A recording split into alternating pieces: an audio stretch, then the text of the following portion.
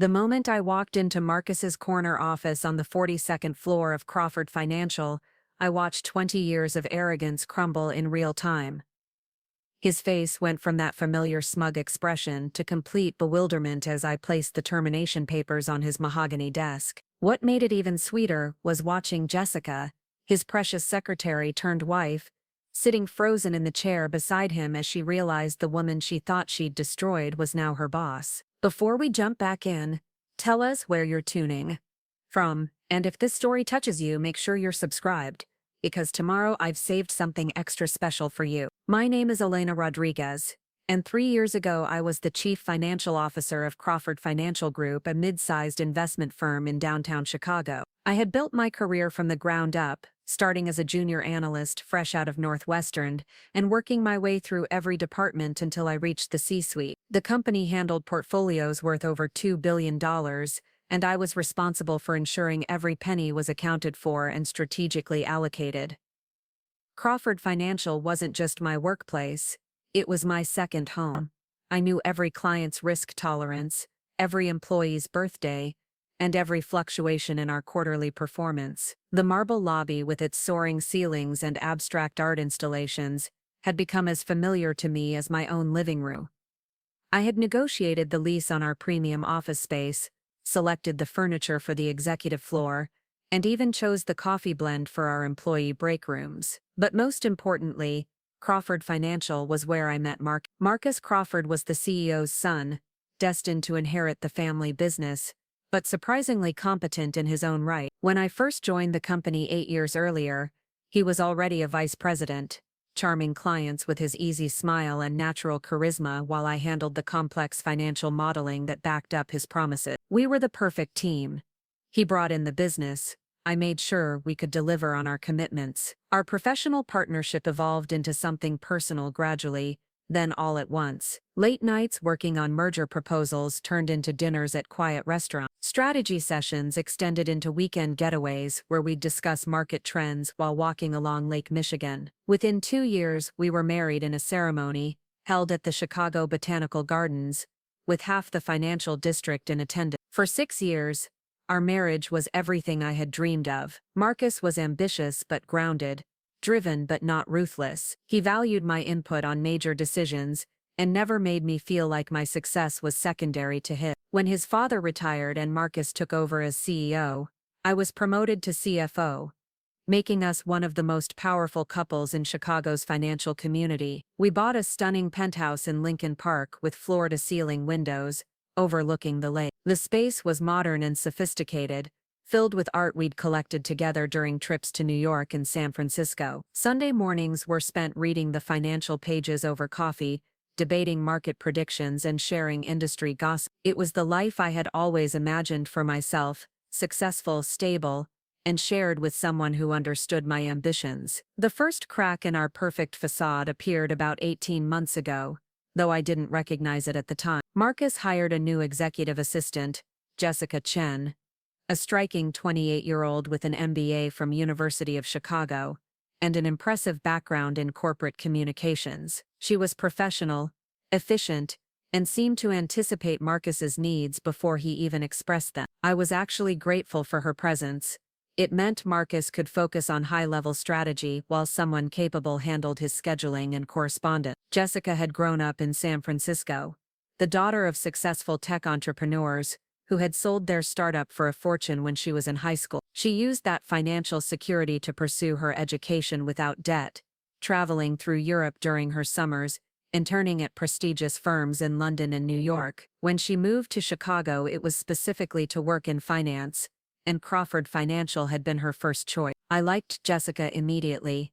She was sharp, asked thoughtful questions during meetings, and never seemed intimidated by the masculine atmosphere that dominated our industry. During company events, we often found ourselves in conversation about the challenges facing women in finance, sharing stories about clients who addressed their questions to male colleagues, even when we were clearly the experts in the room. What I didn't realize was that Jessica was studying me as carefully as I was mentoring her. Every conversation we had about our clients' investment strategies, every casual comment I made about market trends, every insight I shared about the company's internal dynamics, She was filing it all away for future use. The changes in Marcus were subtle at first. He started staying later at the office, claiming that new regulatory requirements demanded more attention to compliance documentation. He became more particular about his appearance, investing in expensive suits, and a new watch that cost more than most people's cars. Our Sunday morning routine gradually shifted as he began taking calls from clients who seemed to have urgent questions that couldn't wait until Monday. I attributed these changes to the natural evolution of his role as CEO. Running the company was more demanding than being a vice president,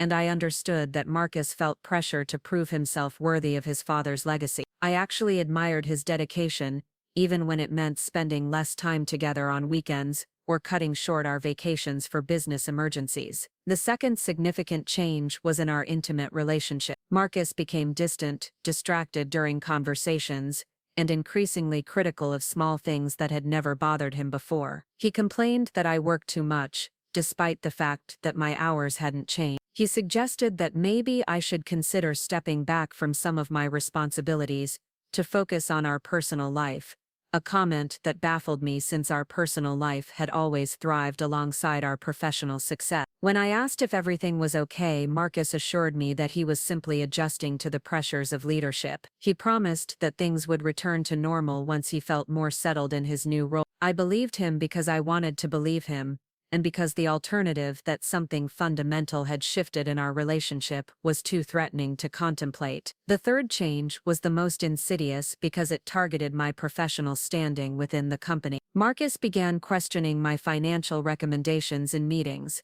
suggesting that my approach was too conservative for the current market environment. He started scheduling client presentations without including me, claiming that he wanted to handle relationship management personally. Most concerning, he began making investment decisions without consulting me, despite the fact that risk assessment was literally my job. During board meetings, Marcus would present strategies that contradicted analyses I had spent weeks preparing. When I raised concerns about the company's increasing exposure to volatile markets, he dismissed my warnings as overcautious. The board members, most of whom had known Marcus since childhood and trusted his instincts, gradually began looking to him rather than me for financial guidance. I tried to address these issues directly with Marcus, asking for private meetings to discuss our professional dynamics. He would listen with apparent attention, acknowledge my concerns, and promise to be more collaborative in the future. But nothing changed. If anything, the exclusion became more systematic and deliberate. The breaking point came during our annual strategic planning retreat,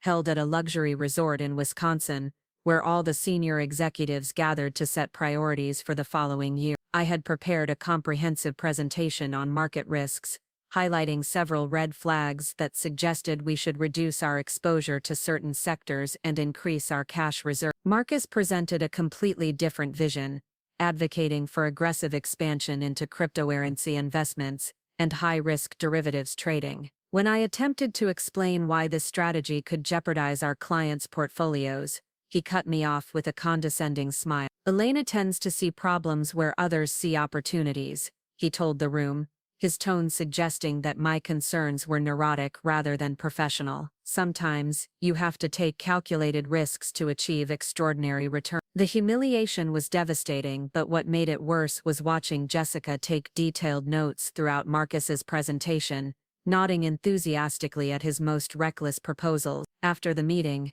I saw them having an animated conversation by the resort's fireplace, their heads bent close together as they discussed implementation strategies for his vision. That night, unable to sleep, I walked down to the resort's business center to review the financial models one more time. I wanted to make sure I wasn't missing something, that my analysis was as thorough and accurate as I believed it to be. The numbers told the same story. Marcus's proposed strategy would increase our potential returns in the short term but expose the company to catastrophic losses if market conditions shifted. As I was printing updated charts, I heard familiar voices in the corridor outside. Marcus and Jessica were walking past, their conversation clearly audible through the thin walls. "She's becoming a real problem," Marcus was saying, his voice carrying the irritation I had been hearing more frequently in recent months. "Elena's so fixated on worst-case scenarios that she can't see the bigger picture." Maybe she just needs time to adjust to your leadership style. Preparing and narrating this story took us a lot of time. So if you are enjoying it, subscribe to our channel. It means a lot to us. Now, back to the story. Jessica replied, though her tone suggested she was playing devil's advocate rather than offering genuine support. Change is always difficult for people who are used to being the decision makers. It's more than that, Marcus continued. She's stuck in old patterns of thinking. The financial world is evolving, and Crawford Financial needs to evolve with it. Elena's approach might have worked 5 years ago, but it's holding us back now. I stood frozen in the business center, printouts scattered across the desk, as my husband discussed my professional inadequacies with his assistant. The betrayal was so profound that I couldn't immediately process its implications. This wasn't a temporary disagreement about strategy. Marcus had fundamentally lost respect for my judgment and was actively undermining my authority within the company we had built together. The conversation continued.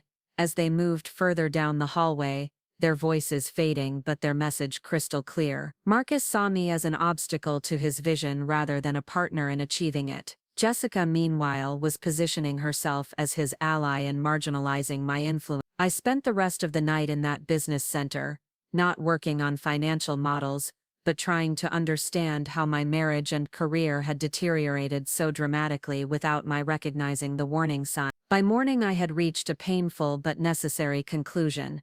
I needed to start protecting myself professionally and personally. The ride back to Chicago was tense and silent. Marcus sat in the front passenger seat of our rental car, constantly checking his phone and responding to messages. Jessica sat directly behind him, occasionally leaning forward to discuss scheduling matters in a voice just loud enough for me to hear. I drove in silence, processing the implications of what I had overheard, and beginning to formulate a plan for addressing the situation. Back at the office, I scheduled a meeting with our head of human resources to discuss the company's policies regarding conflicts of interest and reporting structure. I began documenting every instance where Marcus had excluded me from decision-making processes or contradicted my professional recommendations without justification. Most importantly, I started reaching out to headhunters and former colleagues to explore opportunities outside Crawford Financial. These preparations turned out to be prescient,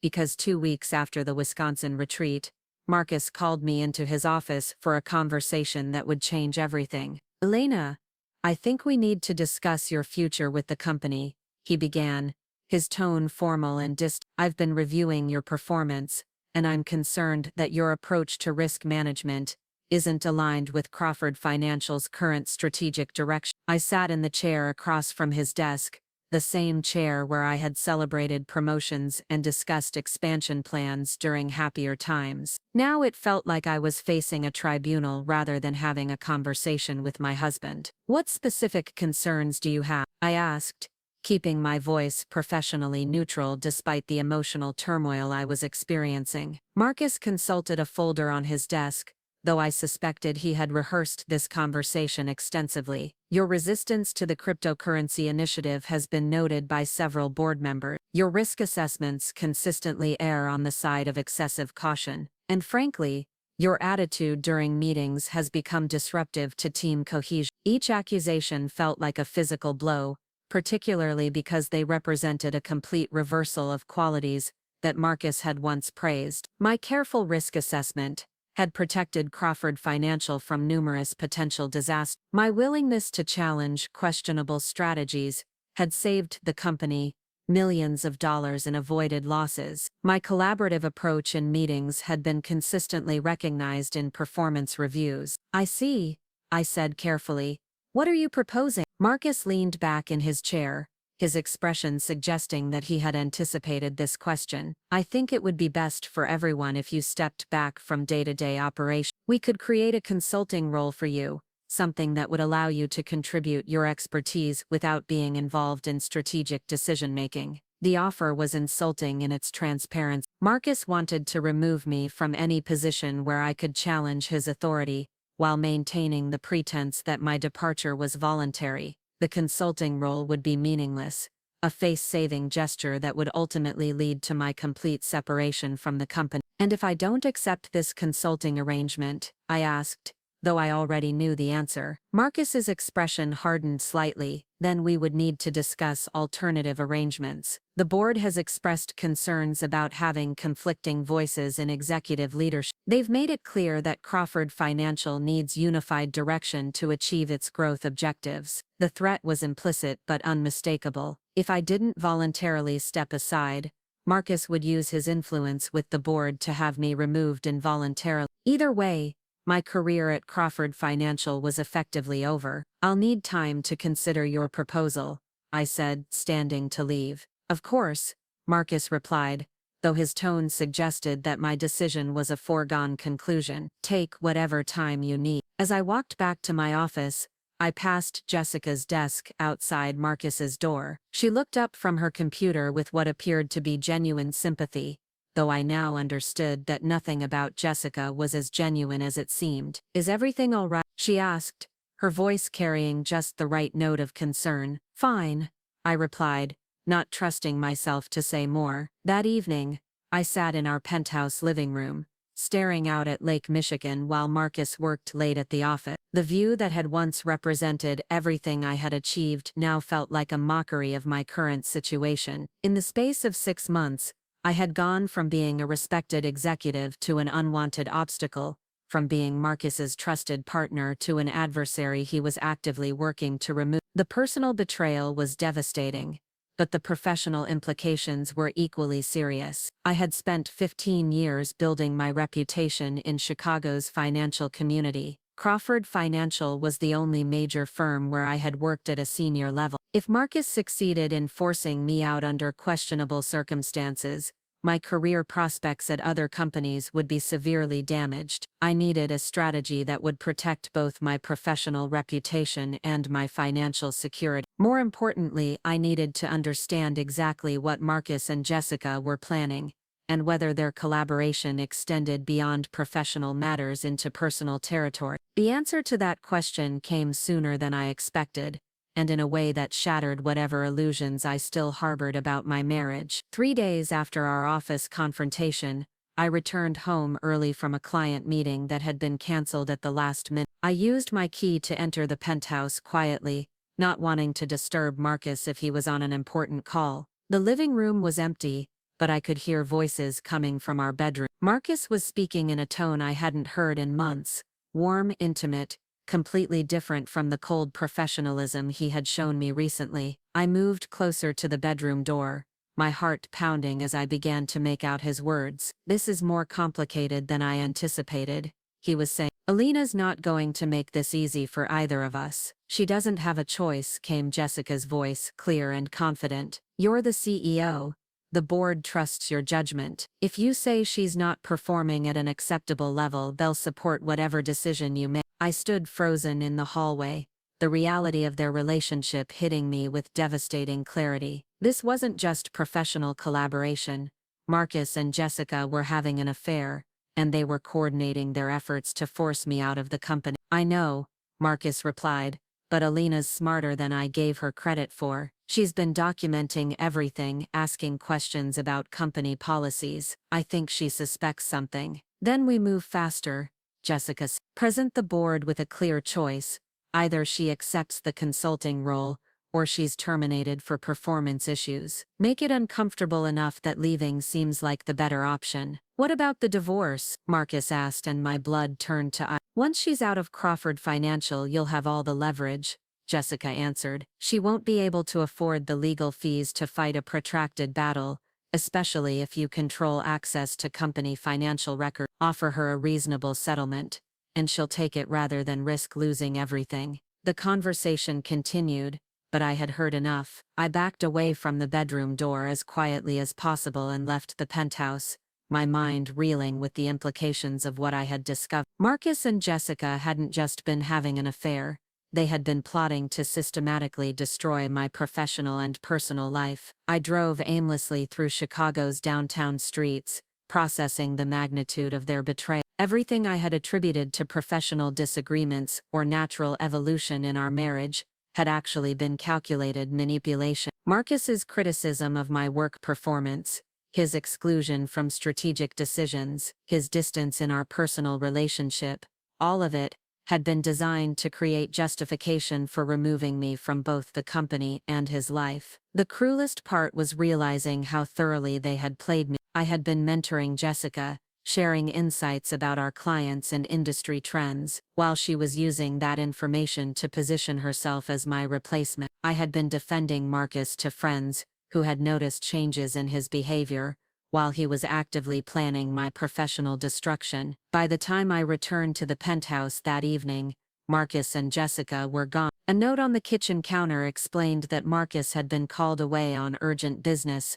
and would be traveling for the next few days. The timing was perfect. It gave me space to plan my response without having to maintain the pretense that everything was normal. I spent that night creating a comprehensive strategy for protecting myself. First, I gathered copies of all relevant company documents, including financial records that demonstrated my successful track record, and communications that showed Marcus's increasing hostility toward my recommendation. Second, I researched employment lawyers who specialized in wrongful termination cases. Third, I began reaching out to professional contacts who might be able to offer advice or opportunities. Most importantly, I started investigating Jessica Chen more thoroughly. If she and Marcus were coordinating their efforts against me, I needed to understand exactly who I was dealing with and whether she had any vulnerabilities that I could exploit. What I discovered about Jessica's background would prove to be the key to everything that followed, though I didn't realize its significance at the time. Her family's tech company hadn't just been successful, it had been acquired by a venture capital firm that specialized in corporate restructuring and strategic investment. More intriguingly, Jessica had maintained connections with that firm throughout her career, even while working in traditional finance. This information would become crucial in the months ahead, but for now, it simply added another layer to the complex web of deception that Marcus and Jessica had woven around me. As I prepared for the battle I knew was coming, I had no idea that Jessica Chen was far more than Marcus's mistress and co-conspirator. She was about to become my most valuable ally in bringing down the man who had betrayed us both. The confrontation I had been dreading came exactly 1 week after I overheard Marcus and Jessica planning my destruction. Marcus returned from his business trip with a new confidence that bordered on arrogance, as if the time away had solidified his resolve to remove me from both the company and his life. He scheduled a meeting for Friday afternoon, deliberately timing it so that most of the office would be empty when he delivered what he clearly expected to be the final blow to my career at Crawford Financial. I arrived at his office precisely on time, carrying a leather portfolio that contained my own carefully prepared documentation. Marcus sat behind his desk with Jessica positioned slightly behind him, and to his right, arrangement that seemed designed to emphasize their partnership while isolating me as the outsider. The symbolism wasn't subtle, but then again Marcus had never been particularly sophisticated in his power plays. "Elena, thank you for making time for this meeting," Marcus began, his tone formally polite, in a way that immediately set my teeth on edge. "I've had several days to consider our previous conversation, and I think it's time we reached a resolution regarding your role at Crawford Financial." I placed my portfolio on my lap but didn't open it yet.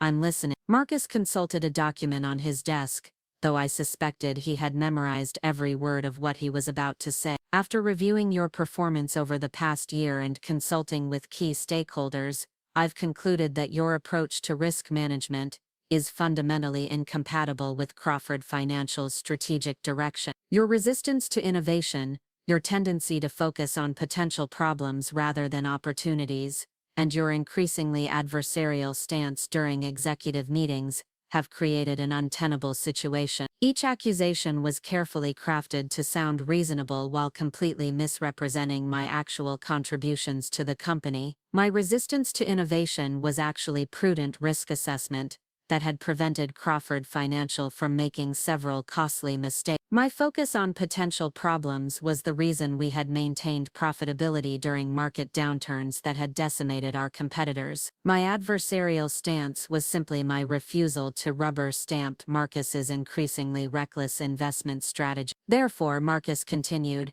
I'm prepared to offer you a generous severance package that will allow you to transition to new opportunities while maintaining your financial security during the adjustment period. He slid a folder across the desk toward me. I opened it to find a separation agreement that was indeed financially generous, but came with restrictions that would effectively end my career in Chicago's financial industry. The non-compete clause was so broadly written that I would be prohibited from working for any investment firm, bank or financial services company in the Chicago metropolitan area for 3 years. The non-disclosure agreement would prevent me from discussing Crawford Financial's operations with potential employers, making it impossible to demonstrate my expertise and track record. Most insidiously, the agreement included a clause requiring me to acknowledge that my departure was voluntary and based on my own recognition that my skills were no longer aligned with the company's needs. If I signed this document, I would be publicly admitting that I was inadequate for the position I had held successfully for 6 years. This is quite comprehensive, I said, scanning the legal language that had clearly been crafted by expensive attorneys. How long do I have to consider it? Marcus exchanged a glance with Jessica before answering. Given the urgency of our strategic initiatives, I'd prefer to have your decision by Monday morning. That should give you the weekend to review the terms and consult with any advisors you feel necessary. The timeline was deliberately compressed, designed to pressure me into making a hasty decision without adequate time to explore alternatives. But I had been preparing for this moment since our conversation the previous week, and I was ready with my response. Actually, I don't need the weekend, I said, closing the folder and placing it back on Marcus's desk. I'm declining your offer. The surprise on Marcus's face was almost comical. He had clearly expected me to negotiate the terms or ask for time to consider, not reject his proposal outright. Jessica's expression remained carefully neutral, but I caught a flicker of something that might have been admiration in her eyes. Elena, I don't think you understand the implications of that decision, Marcus said, his voice taking on a harder edge. If you refuse this voluntary arrangement, the board will have no choice but to terminate your employment for cause. That would mean no severance, no positive references, and a permanent mark on your professional record. I understand the implications perfectly, I replied, opening my own portfolio for the first time. But before you proceed with that threat, there are a few things you should know. I placed a stack of documents on Marcus's desk, each one carefully organized and labeled. His eyes widened as he recognized financial reports, email printouts, and strategic analyses that documented his increasingly erratic decision-making over the past year. This is a comprehensive record of every recommendation I've made that you've ignored, every risk assessment you've dismissed, and every questionable investment strategy you've pursued against my explicit warnings, I explained. It also includes documentation of several instances where you've excluded me from meetings and decisions that directly impacted areas under my responsibility as CFO. Marcus picked up the first document, his face growing pale as he recognized an email chain where he had dismissed my concerns about a cryptocurrency investment that had subsequently lost 40% of its value within 2 months. You'll also find records of Crawford Financial's actual performance under your leadership compared to my projections, I continued. The board might be interested to learn that every major loss we've sustained in the past year could have been avoided if you had followed my recommendations instead of overruling them. Jessica leaned forward to examine the documents, and I watched her expression shift as she realized the thoroughness of my preparation. Whatever she and Marcus had expected from this meeting, it wasn't a comprehensive counterattack backed by irrefutable evidence. This is highly inappropriate, Marcus said, though his voice lacked conviction. Internal company communications are confidential. As CFO, I have a fiduciary responsibility to maintain accurate records of all financial decisions and their outcomes, I replied. These documents represent my fulfillment of that responsibility.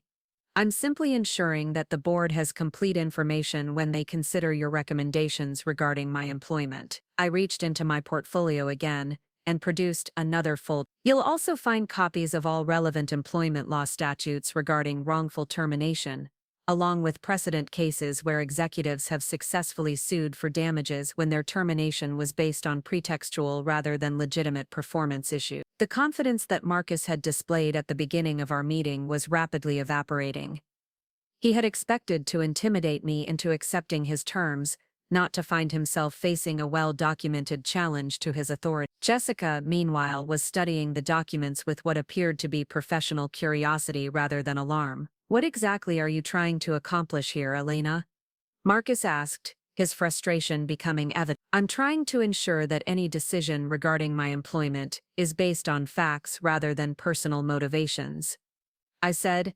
"If you genuinely believe that my performance is inadequate, then let's present all the evidence to the board and allow them to make an informed decision." The suggestion clearly terrified Marcus, and I could see him calculating the risks of having his leadership scrutinized alongside my track record. The documents I had compiled told a clear story of competent financial management being systematically undermined by poor judgment and ego-driven decision-making. "The board doesn't need to be involved in personnel decisions," Marcus said weakly. "Actually, given that you're proposing to terminate the CFO of a company that manages over $2 billion in client assets, I think they absolutely need to be involved." I replied. "In fact, I've already requested a meeting with the chairman to discuss my concerns about Crawford Financial's current strategic direction and risk management practices." This was a calculated bluff, but it had the desired effect. Marcus's face went completely white as he imagined trying to justify his decisions to his father's old friend, the board chairman, who had specifically recruited me to serve as a check on impulsive leadership decisions. Jessica spoke for the first time since the meeting began. "Elena, perhaps we could find a middle ground here. Everyone wants what's best for Crawford Financial, and I'm sure we can reach an arrangement that addresses everyone's concern." Her intervention was interesting, suggesting that she was more than just Marcus's romantic partner but an active participant in company strategy. I filed that observation away for future consideration while maintaining my focus on the immediate challenge. "I appreciate your input, Jessica, but this is a conversation between Marcus and me regarding my employment status," I said politely but firmly. "Unless you have some official role in human resources decisions that I'm not aware of." The comment hit its mark, highlighting the inappropriate nature of Jessica's presence during what should have been a confidential personnel discussion. Marcus looked uncomfortable, realizing that he had made a tactical error by including his affair partner in a meeting about his wife's termination. "Jessica, perhaps you could give us a few minutes to discuss this privately," Marcus said reluctantly. After Jessica left the office, closing the door behind her, Marcus's demeanor shifted dramatically. The formal CEO persona disappeared, replaced by the angry husband who felt his authority being challenged. "What the hell do you think you're doing, Elena?" he demanded. "You're making this impossible for both of us." "I'm protecting my career and my reputation," I replied calmly. "What did you expect me to do? Accept professional destruction quietly so that you could continue your affair without complication?" Marcus stared at me, clearly surprised that I had acknowledged his relationship with Jessica directly. We had been dancing around the personal dimension of this conflict, but I was tired of pretending that his professional decisions weren't motivated by his desire to remove obstacles to his new relationship. "This isn't about Jessica," he said, though his tone lacked conviction. "Of course it is," I replied. "You can't have your wife serving as CFO while you're having an affair with your assistant. It's professionally awkward and personally uncomfortable. So you've decided to rewrite history, making me the incompetent executive who needs to be removed for the good of the company." Marcus was silent for a long moment, and I could see him trying to decide whether to continue the pretense or acknowledge what we both knew to be true. "Even if that were accurate," he said finally, "it doesn't change the fact that Crawford Financial needs unified leadership. The board won't accept ongoing conflict in the executive team." "Then perhaps you should have considered that before you decided to sleep with your assistant," I replied. "You created this situation, Marcus. Don't blame me for refusing to sacrifice my career to make your life easier." The conversation was venturing into deeply personal territory, but I needed Marcus to understand that I wasn't going to be a passive victim in his narrative. If he wanted to end our marriage and rebuild the company around his relationship with Jessica, he would have to do it honestly rather than through character assassination and professional sabotage. "What do you want?" Marcus asked, his voice weary. "I want to continue doing my job without interference or undermining," I said. "I want my professional recommendations to be evaluated on their merits, rather than dismissed because they come from your inconvenient wife. And I want honest communication about your intentions regarding both our marriage and our professional relationship." Marcus shook his head. "That's not possible. Too much has changed." "Then we have a problem," I replied, gathering my documents and returning them to my portfolio. "Because I'm not voluntarily resigning to make your life simpler." I stood to leave, but Marcus called after me. "Elena, be careful. You're pushing this toward a confrontation that you can't win. I have the board's support, the loyalty of key employees, and the authority to make whatever changes are necessary for Crawford Financial's success." I turned back to face him, seeing clearly for the first time the man my husband had become. The collaborative partner who had once valued my input had been replaced by someone who viewed me as an obstacle to be removed, rather than a person deserving of respect and honest treatment. "We'll see," I said simply, and left his office. The weekend that followed was a whirlwind of activity. I met with an employment attorney who confirmed that my documentation provided a strong foundation for a wrongful termination lawsuit should Marcus proceed with his threats. I reached out to contacts at other firms, beginning conversations about potential opportunities outside Crawford Financial. Most importantly, I began developing a strategy that would allow me to fight back against Marcus's campaign to destroy my reputation. Monday morning brought an unexpected development. I arrived at the office to find an email from Jessica requesting a private meeting to discuss what she called the current situation. The message was professionally worded, but included a personal note, suggesting that she believed we might have more in common than I realized. My first instinct was to decline the meeting.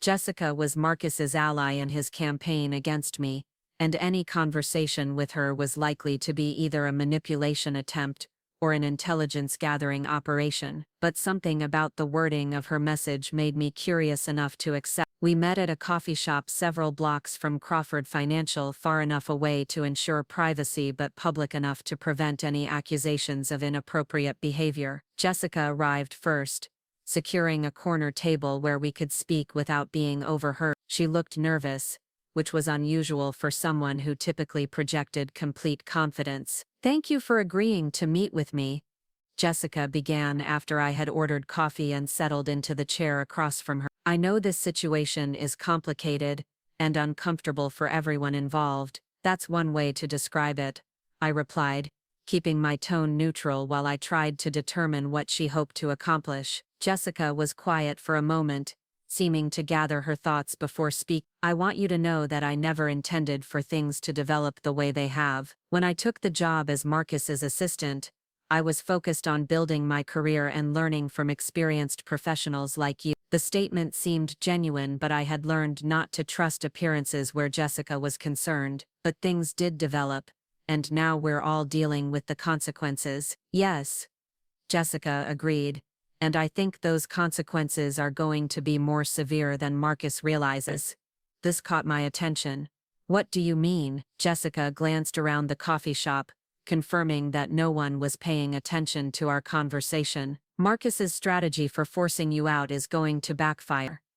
He's underestimating both your capabilities and the board's commitment to financial stability. More importantly, he's making decisions based on emotion rather than business logic." I studied Jessica's expression, trying to understand her motivation for sharing this assessment. "Why are you telling me this?" "Because I'm not just Marcus's girlfriend," Jessica said quietly. "I'm also a professional who cares about Crawford Financial's success. And I'm smart enough to recognize that forcing out the most competent executive in the company is a mistake that will ultimately hurt everyone." The admission was surprising in its honesty, but it also raised new questions about Jessica's true loyalties and intention. If she genuinely believed that removing me was a mistake, Why was she participating in Marcus's campaign against me? What exactly are you proposing?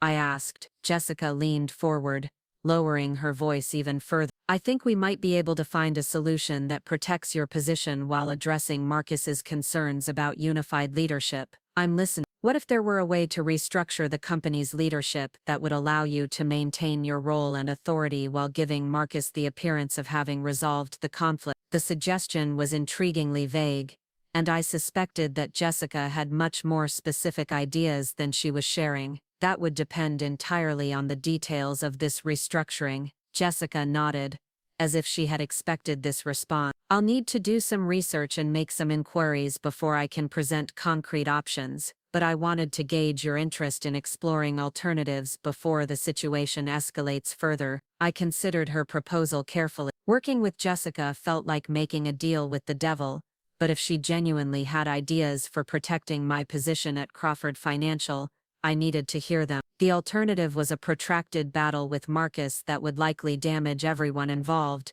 regardless of who ultimately prevailed. I'm willing to listen to specific proposals, I said carefully, but I need to understand what you're hoping to gain from this arrangement. Jessica smiled for the first time since we had begun talking. I'm hoping to prevent Crawford Financial from making a mistake that will damage its reputation and profitability. I'm also hoping to find a path forward that doesn't require destroying talented people to resolve personal conflict. The answer was diplomatically worded, but I suspected there were additional motivations that Jessica wasn't ready to share. Nevertheless, I was curious enough about her ideas to continue the conversation. How long do you need to develop these proposals? I asked. Give me 2 weeks, Jessica replied.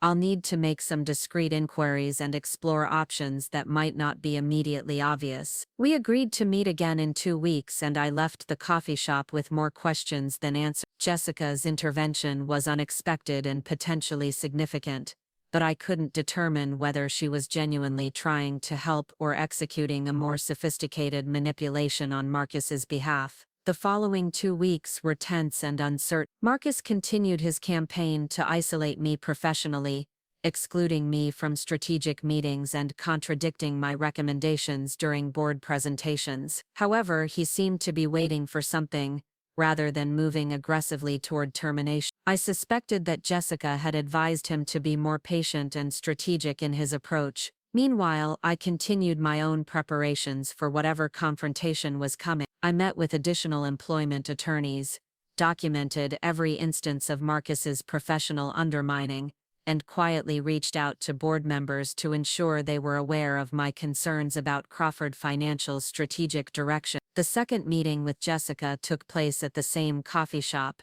but this time she arrived with a leather portfolio, similar to mine. Her demeanor was more confident, suggesting that her research had been productive. I've been exploring the options we discussed, Jessica began without preamble, and I think I've found a solution that could address everyone's concerns while actually strengthening Crawford Financial's competitive position. She opened her portfolio and removed a single document, placing it on the table between us. What do you know about Blackstone Venture? The name was familiar from my reading of financial industry publications. They're a venture capital firm that specializes in strategic investments and corporate restructuring. They've been involved in several high-profile turnarounds over the past few years. Exactly, Jessica confirmed. They're also looking for opportunities to expand their presence in the Chicago financial services market. They've been quietly evaluating potential investments and partnerships with established firms that have strong fundamentals but need strategic reposition. I was beginning to see where this conversation was heading,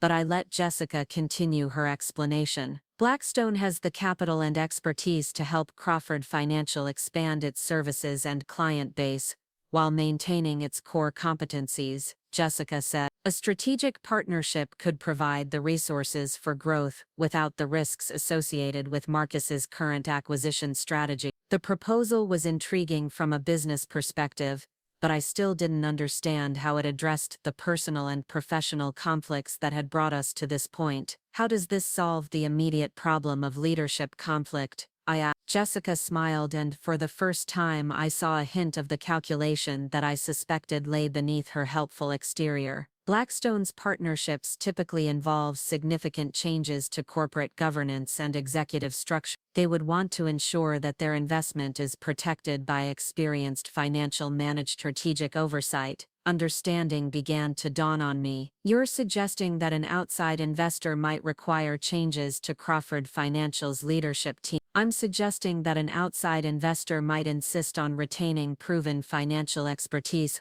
while requiring improvements in strategic decision-making and corporate governance, Jessica corrected. The specific personnel decisions would depend on demonstrated competence and track record. The implications were staggering. If Jessica could arrange a partnership with Blackstone Ventures, it might provide enough leverage to protect my position while forcing Marcus to accept oversight of his decision-making authority. It was an elegant solution that would use external pressure to resolve internal conflicts. This is fascinating in theory, I said, but how exactly would you arrange such a partnership? Blackstone doesn't typically respond to suggestions from executive assistants. Jessica's smile became more enigmatic. I have some connections that might be helpful in facilitating an introduction. She reached into her portfolio again and produced a business card that made my breath catch. The name on the card was Jonathan Chen, managing partner at Blackstone Venture. The surname was too obvious to be a coincidence. Your brother,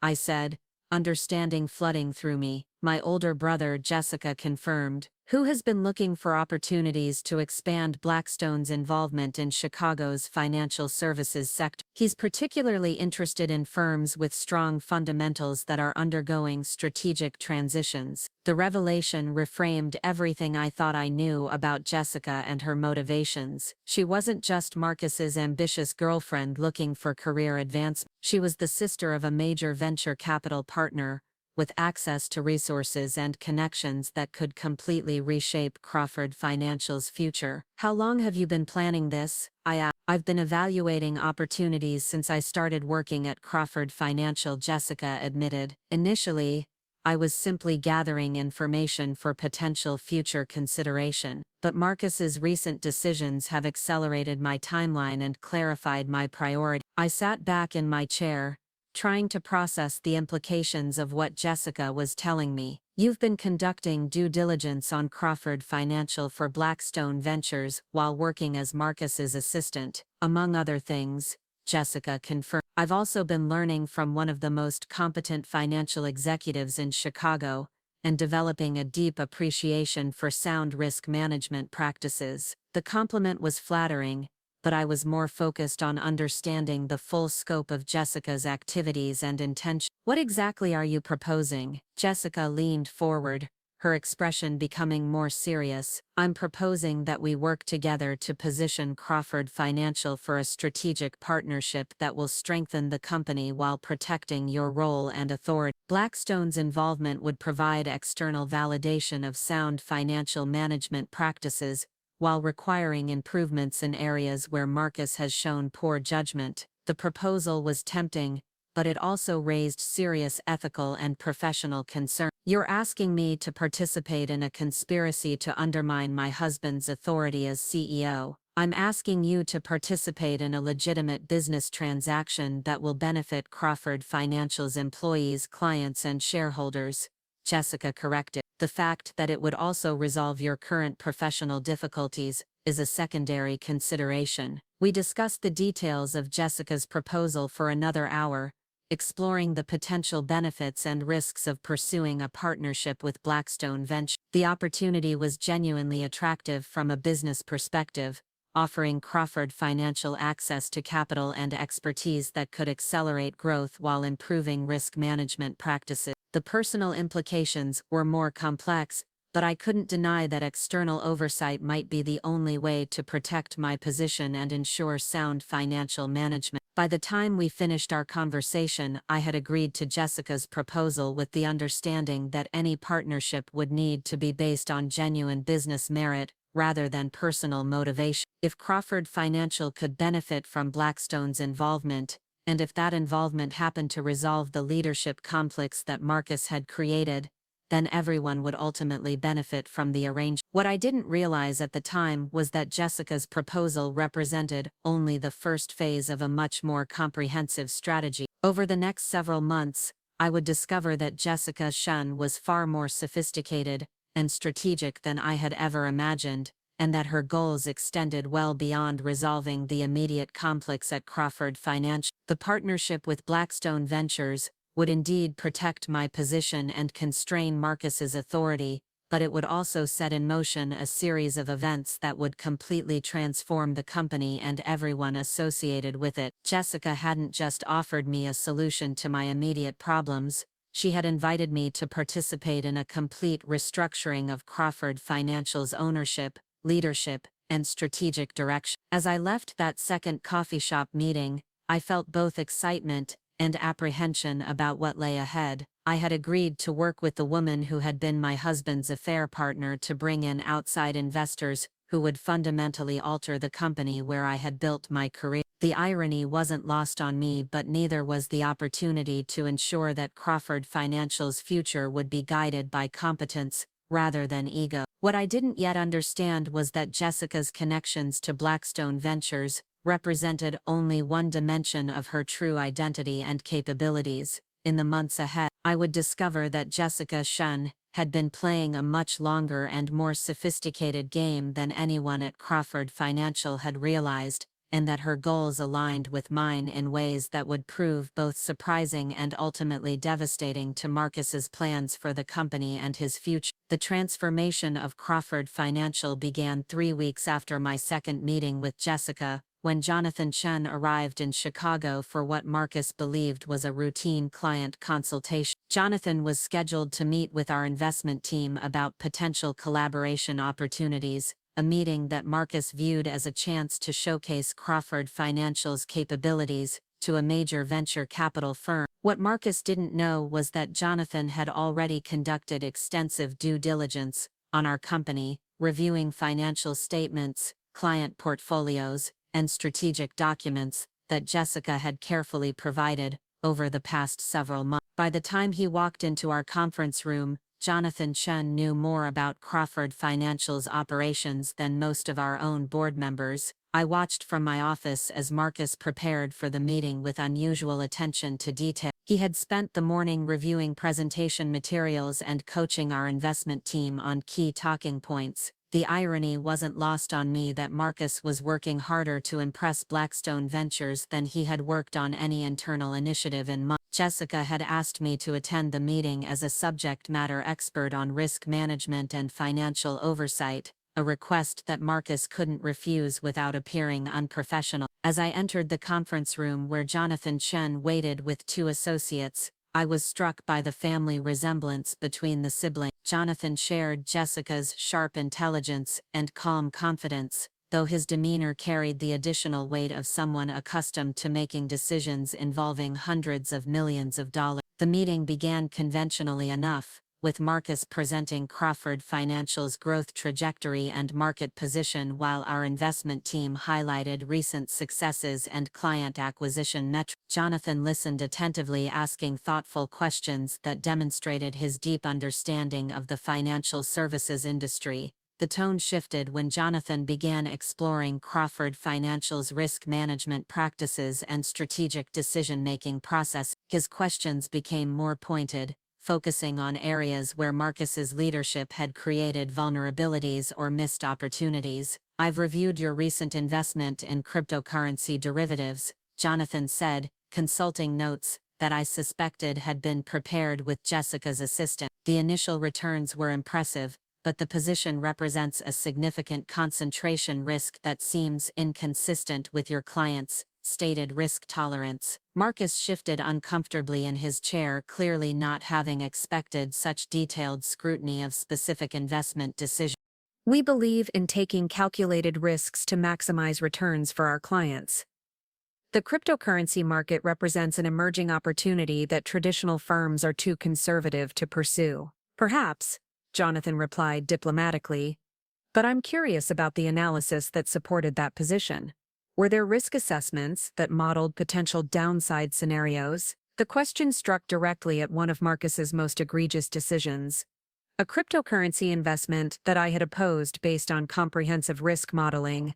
that he had dismissed as overcautious. I had predicted that the position would lose value within 6 months, a prediction that had proven accurate when the investment declined by 35%. Elena led the risk assessment for that initiative, Marcus said, attempting to deflect responsibility while simultaneously undermining my credibility.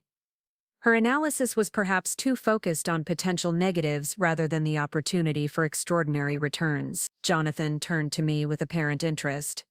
I'd be very interested in reviewing your risk assessment. Downside modeling is often overlooked in emerging markets, but it's essential for protecting client capital. I provided a brief overview of my analysis, explaining how I had modeled various scenarios based on cryptocurrency market volatility and regulatory uncertainty. Jonathan asked several follow-up questions that demonstrated his sophisticated understanding of risk management principles and his appreciation for thorough analytical work. The contrast between Jonathan's response to my presentation and Marcus's dismissal of the same analysis was stark and obviously intentional. Jessica had clearly briefed her brother on the internal dynamics at Crawford Financial, positioning this meeting as an evaluation not just of the company's potential, but of its leadership competency. The meeting continued for 2 hours, with Jonathan systematically exploring every aspect of Crawford Financial's operations. He was particularly interested in our client retention rates,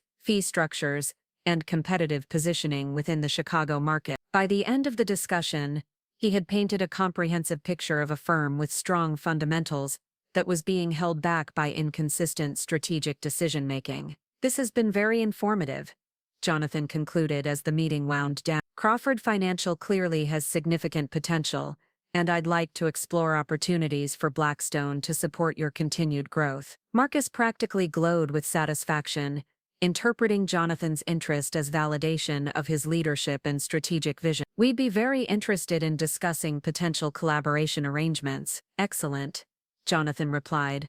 I'll have my team prepare a preliminary proposal for your consideration. I should mention that Blackstone's partnerships typically involve close collaboration on strategic planning and risk management, areas where we've found external perspective can be very valuable. The comment was diplomatically worded, but I caught the implication that Blackstone's involvement would include oversight of the decision-making processes that Marcus currently controlled unilaterally. Jessica had clearly explained to her brother that any partnership would need to include mechanisms for constraining Marcus's more impulsive tendencies. After Jonathan and his associates departed, Marcus was euphoric about the meeting's outcome. He immediately began speculating about the resources that Blackstone's partnership could provide and the expansion opportunities it might enable. What he failed to consider was that venture capital firms like Blackstone didn't invest in companies without gaining significant influence over their operations and leadership. The preliminary proposal arrived by courier the following week,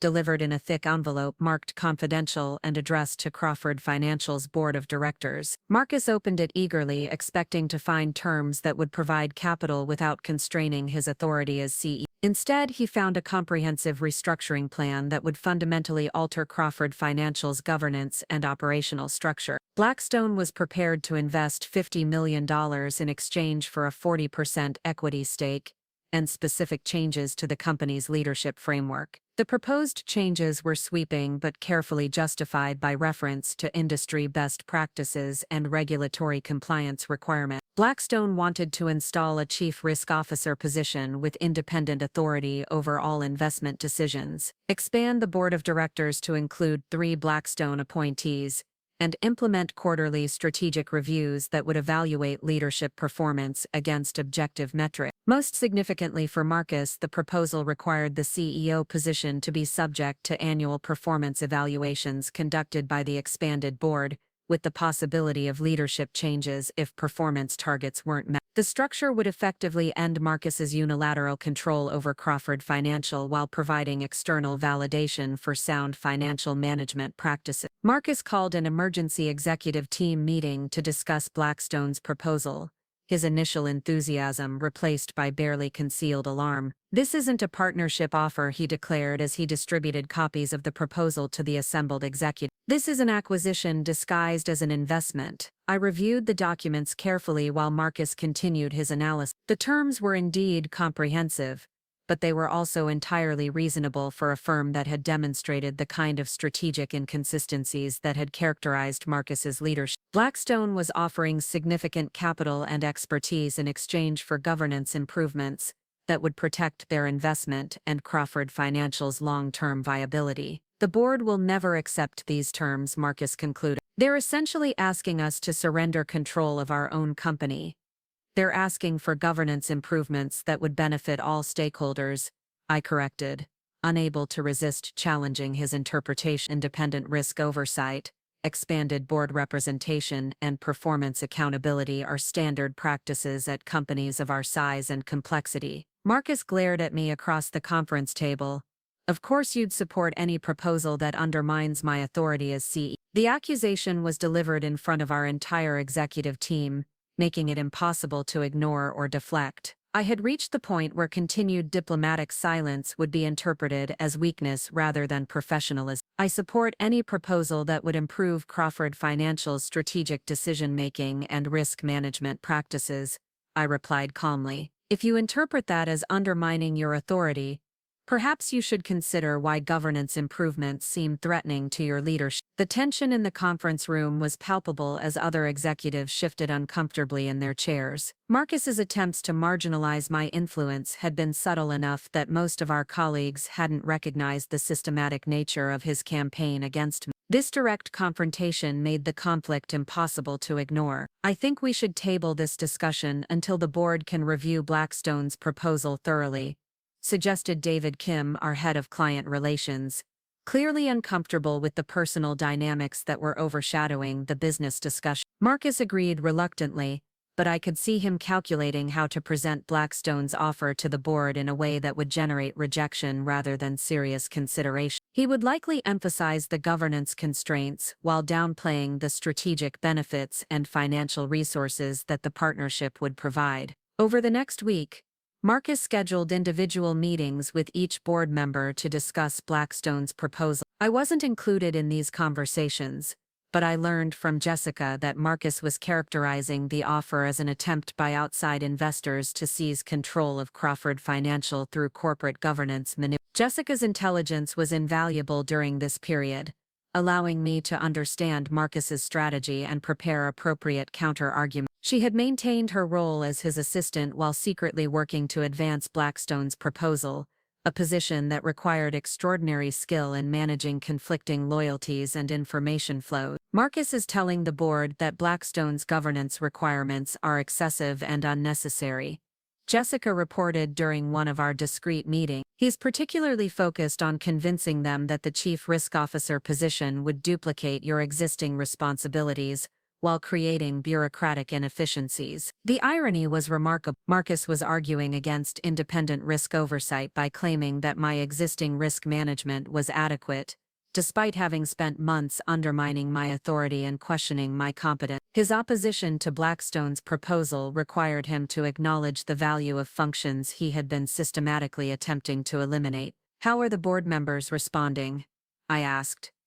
"Mixed reactions," Jessica replied. "The older members who knew Marcus's father are inclined to trust his judgment, but the newer appointees are asking more detailed questions about why governance improvements would be problematic." This information helped me prepare for my own conversations with board members, meetings that I requested to ensure they had complete information about Blackstone's proposal and its potential benefits. I focused on the strategic advantages of partnering with a firm that had extensive experience in corporate restructuring and growth capital deployment. The board meeting to formally consider Blackstone's proposal was scheduled for the following Thursday, with Jonathan Chen invited to present additional details and answer questions. Marcus spent the intervening days building opposition to the partnership, characterizing it as an unnecessary surrender of independence that would constrain Crawford Financial's ability to pursue innovative opportunities. I used the same period to document the potential benefits of accepting Blackstone's offer,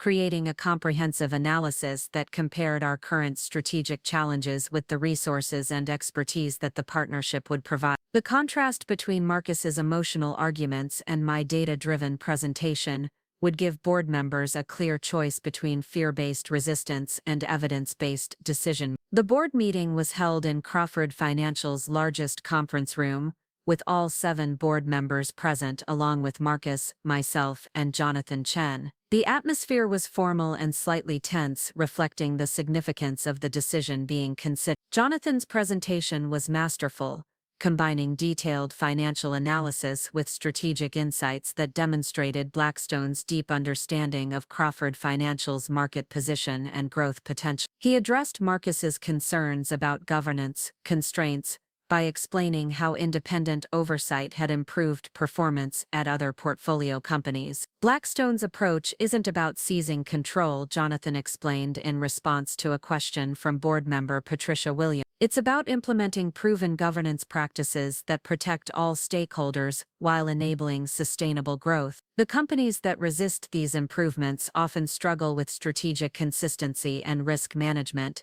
while those that embrace them typically see significant performance improvement. When the presentation concluded, Board Chairman Robert Hayes opened the discussion for questions and comments. Marcus immediately launched into his prepared arguments against the partnership, emphasizing the loss of independence and the bureaucratic burden of additional oversight. This proposal fundamentally alters Crawford Financial's character, Marcus argued. We've built our reputation on nimble decision-making and innovative thinking. Blackstone's governance requirements would turn us into just another institutional investment firm with committee-driven decision-making and risk-averse strategies. His presentation was passionate but light on specifics, relying more on emotional appeals than substantive analysis. When he finished, Robert Hayes turned to me for my assessment of the proposal. I had prepared extensively for this moment, knowing that my response could determine not just Blackstone's partnership, but my own future at Crawford Financial. I spoke calmly and systematically, walking through the strategic benefits of accepting Blackstone's offer while addressing each of Marcus's concerns with specific evidence. Blackstone's governance requirements align with industry best practices and regulatory expectations for firms of our size, I explained. Independent risk oversight would actually enhance our ability to pursue innovative opportunities by ensuring that we're making informed decisions based on comprehensive analysis rather than intuition or market enthusiasm. I continued by presenting data showing how Crawford Financial's performance had deteriorated in areas where Marcus had overruled risk management recommendations, contrasting those outcomes with the consistent profitability we had maintained in areas where sound analytical practices had been preserved. The board members asked detailed questions about implementation timelines, reporting structures, and performance metrics, all of which I had anticipated and prepared to address. Jonathan Chen provided additional context about Blackstone's experience with similar partnerships, citing specific examples of improved performance and strategic clarity. By the end of the discussion, the contrast between Marcus's emotional resistance and the evidence-based case for partnership was stark. Board member David Chen, no relation to Jonathan or Jessica, summarized the choice facing Crawford Financial with uncomfortable clarity. We have 2 options, he said. We can maintain our current structure and hope that recent performance issues resolve themselves organically, or we can accept Blackstone's partnership and implement governance improvements that address the root causes of those issues. The board voted 6-1 in favor of accepting Blackstone's proposal, with only longtime family friend Harrison Crawford voting against the partnership out of loyalty to Marcus. The decision was devastating for Marcus, who had clearly expected stronger support from board members he had known for years. The implementation of Blackstone's partnership began immediately, with Jonathan Chen taking a seat on Crawford Financial's expanded board and beginning the search for a qualified chief risk officer. The new position would have independent authority over all investment decisions, effectively ending Marcus's ability to overrule risk management recommendations unilaterally. Marcus attempted to salvage his authority by arguing that the chief risk officer should report to him as CEO, but the board made clear that independence was a non-negotiable requirement of Blackstone's investment. The new position would report directly to the board, with Marcus having input but not veto power over risk management decisions. The search for a chief risk officer proceeded quickly, with Blackstone providing access to executive recruiters who specialized in financial services leadership. Within 2 weeks, they had identified several qualified candidates with extensive experience in risk management and regulatory compliance. During this transition period, Jessica's role at Crawford Financial evolved significantly. Blackstone appointed her as liaison coordinator responsible for facilitating communication between the venture capital firm and Crawford Financial's management team. The position gave her official authority that had previously been informal, while maintaining her access to strategic information and decision-making processes. Marcus was increasingly isolated as the governance changes took effect. Board meetings now included detailed reviews of investment decisions and strategic initiatives, with independent analysis provided by Blackstone's team. The casual decision-making style that had characterized his leadership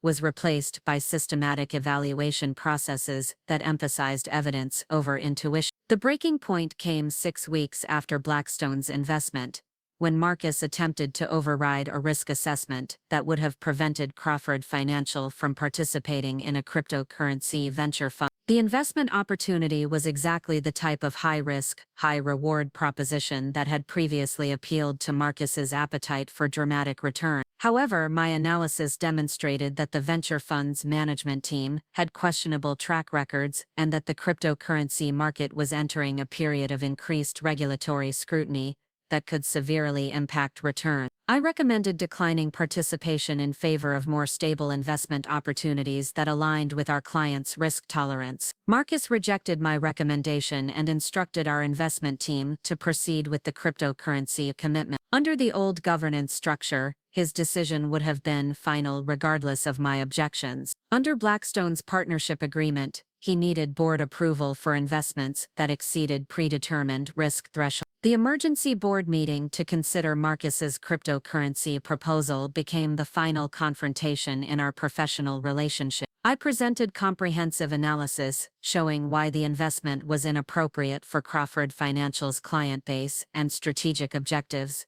while Marcus argued that excessive caution was preventing the company from capitalizing on emerging opportunities. Jonathan Chen provided external perspective on cryptocurrency market conditions and regulatory trends, supporting my assessment that the proposed investment carried unacceptable risks relative to potential return. The board voted unanimously to reject Marcus's proposal, a decision that represented a complete repudiation of his judgment and leadership style. Marcus's response to this defeat was swift and dramatic. The following Monday morning, he submitted his resignation as CEO of Crawford Financial, citing irreconcilable differences with the board regarding strategic direction and governance philosophy. His resignation letter was carefully worded to suggest that he was leaving voluntarily rather than being forced out, but everyone understood the real dynamic. Marcus could no longer function effectively as CEO when every significant decision required board approval and independent risk assessment. Rather than adapt to the new governance structure,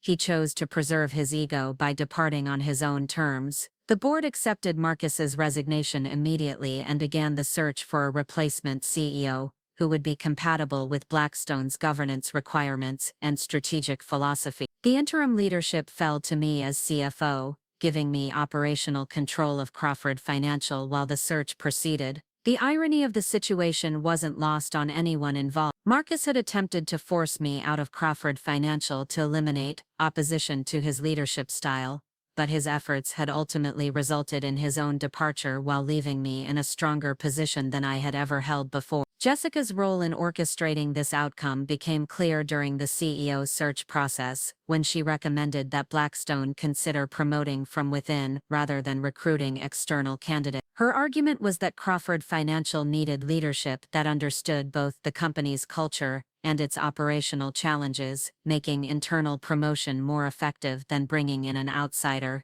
who would require extensive onboarding. The board's unanimous decision to offer me the CEO position was the culmination of everything that had transpired over the past year. I accepted the role with deep satisfaction, knowing that I had not only survived Marcus's attempts to destroy my career, but had emerged in a position of unprecedented authority and influence. Marcus's departure from Crawford Financial was swift and unceremonious. He cleared out his office over a weekend, avoiding the awkwardness of saying goodbye to colleagues who had witnessed his systematic marginalization of my authority and his ultimate failure to maintain control of the company. His relationship with Jessica ended as abruptly as his professional career at Crawford Financial. She had never been emotionally invested in their affair, viewing it instead as a necessary component of her strategy to position herself within the company's power structure. With Marcus no longer relevant to her objectives, she had no reason to continue the pretense of romantic attachment. The transformation of Crawford Financial under my leadership and Blackstone's partnership exceeded everyone's expectations, including my own. The governance improvements that Marcus had characterized as bureaucratic constraints actually enhanced our decision-making efficiency by ensuring that strategic initiatives were based on thorough analysis rather than executive intuition. Client retention improved dramatically as our investment recommendations became more consistent and our risk management more transparent. The cryptocurrency investments that Marcus had pursued aggressively were replaced by diversified strategies that provided steady returns while protecting client capital during market volatility. Most importantly, Crawford Financial's culture evolved from one of top-down decision-making and internal competition to collaborative strategic development and shared accountability. The changes that Jessica and I had implemented through Blackstone's partnership created an environment where competence was rewarded and ego-driven decision-making was systematically prevented. 6 months after becoming CEO, I received an unexpected phone call from Marcus. He had spent the intervening period attempting to secure executive positions at other financial firms, but his reputation for poor governance and strategic inconsistency had followed him throughout the industry. "Elena, I want you to know that I recognize how badly I mishandled everything," he said, his voice lacking the confidence that had once characterized his communication style. "I let personal issues cloud my professional judgment, and I made decisions that were unfair to you and harmful to Crawford Financial." The apology was unexpected and probably genuine, though it came far too late to repair the damage he had inflicted on our relationship and his own career. I listened without interrupting, curious to understand what had prompted this moment of reflection. "I've had time to think about what happened," Marcus continued, "and I realize that you were right about most of the strategic decisions I made over the past year. The cryptocurrency investments, the resistance to governance improvements, the way I treated your risk assessments, all of it was driven by pride rather than sound business judgment." His admission was remarkable for its honesty, though I wondered whether it was motivated by genuine regret or by hope that acknowledgement of his mistakes might somehow rehabilitate his reputation. Either way, it represented a complete reversal of the dismissive attitude he had maintained throughout our conflicts. "I appreciate your candor," I replied, "but I think we both understand that the damage to our professional and personal relationship is irreparable. The choices you made had consequences that can't be undone simply through acknowledgement or apology." Marcus was quiet for a long moment before responding. "I know, I'm not asking for forgiveness or expecting that things could ever return to what they were. I just wanted you to know that I understand how completely I was wrong about your capabilities and judgment." The conversation ended cordially but without resolution, because there could be no resolution to what Marcus had attempted to do to my career and reputation. His acknowledgement of error was personally satisfying, but professionally irrelevant, since Crawford Financial had moved far beyond the limitations that his leadership had imposed. Jessica's evolution during this period was equally remarkable, as she transitioned from Marcus's assistant to a senior executive, with strategic responsibilities spanning multiple aspects of Crawford Financial's operation. Her intelligence and analytical capabilities, which she had previously concealed behind the role of supportive girlfriend,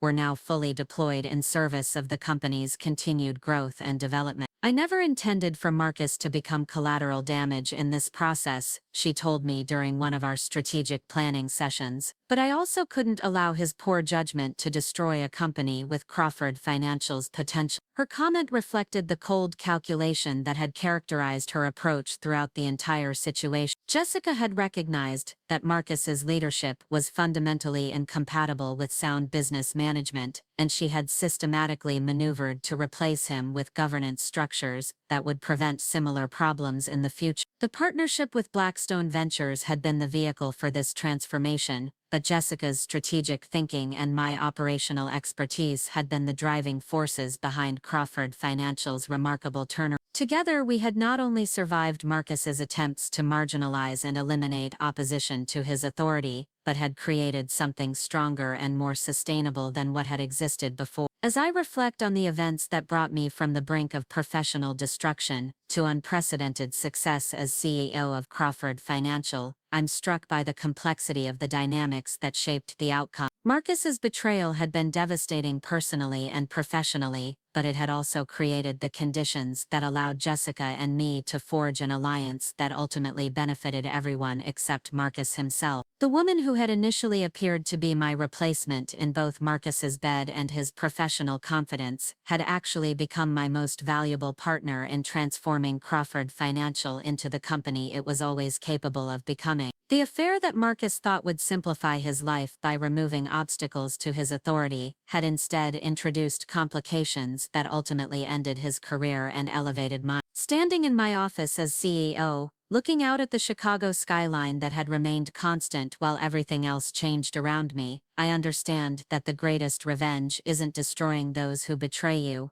it's succeeding so completely that their betrayal becomes irrelevant to your story. Marcus had attempted to write me out of Crawford Financial's future, but instead, he had written himself out while giving me the tools and motivation to exceed anything I might have achieved under his continued leadership. Jessica Chen had taught me that the most powerful partnerships sometimes emerge from the most unlikely circumstances, and that strategic thinking combined with patience and careful execution can overcome even the most personal and professional obstacles. Together, we had not only reclaimed what Marcus had tried to take from me, we had created something far more valuable than what had existed before. The husband who left me for his secretary had no idea that she would become my business partner in ways that would ultimately cost him everything he had tried to gain. That irony continues to provide satisfaction every day as Jessica and I work together to build Crawford Financial into the premier investment firm that Marcus's ego and poor judgment had prevented it from becoming.